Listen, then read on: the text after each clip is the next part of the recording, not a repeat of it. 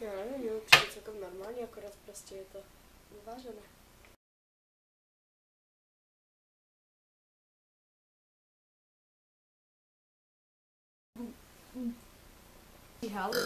No, můj hráček je opravdu odporný. Doporučuji vám si ho koupit.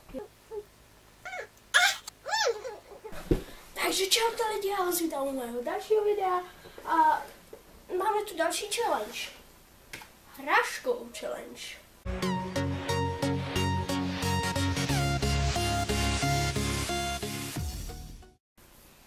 Takže hned se můžeme pustit na to, proč jsem si vybral hráškovou.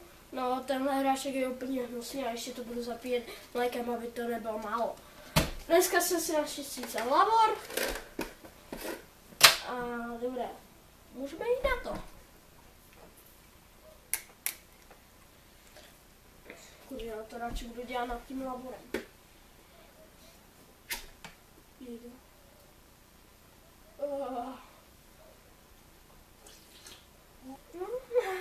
Můžeme jít na to.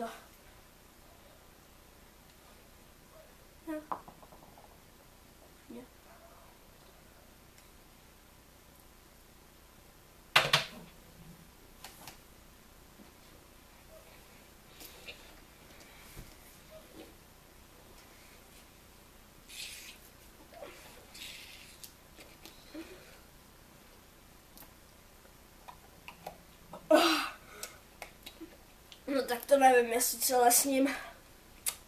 Že mi to tu padá. Trošku to vodu sama bude. No tak abych vám udělal radost. No tak a i tu vodu vypiju, která je úžasně odporná.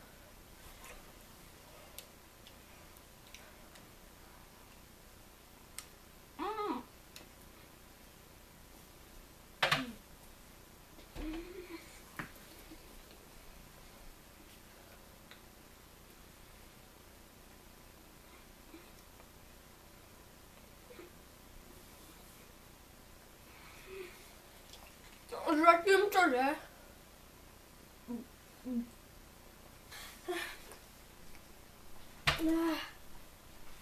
Martí? No. Chceš si dát? Ne, pojďme. Jo, já si taky zkusím, ukaž. Fakt úplně odporné, mě to vůbec nechutná.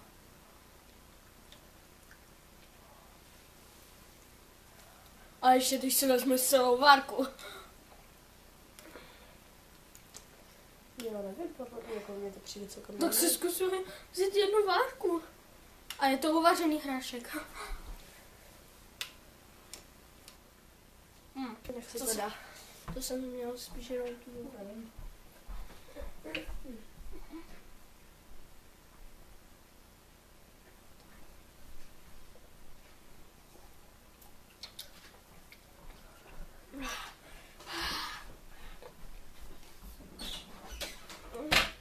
Jestli se vám líbí, jak trpím, tak dejte like. Ne.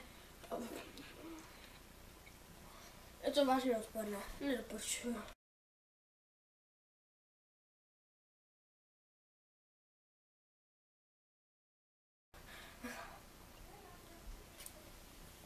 Až že jsem si ten labor vzal.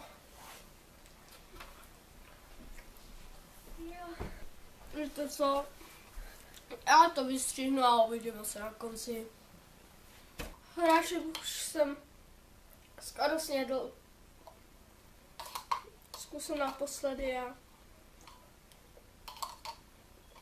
asi už to bude. To si nebudu nechávat na památku, mám na to hrozné vzpomínky teď.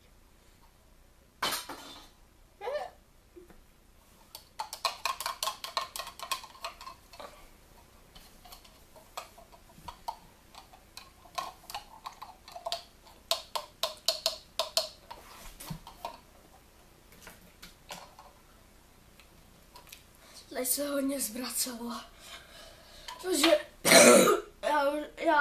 já už dál nebudu natáčet, je to ohromný hnus. A příštím challenge budu natáčet s mojí sestrou, kterou jste před chvilkou viděli.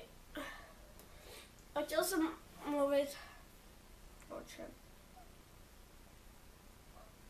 Kurňa, já jsem to zapomněl. No, prostě, že už mám konečně intro a ty challenge budou teď častěji. A budete mít dole v popisku a já bych se s váma rozloučil. A čau!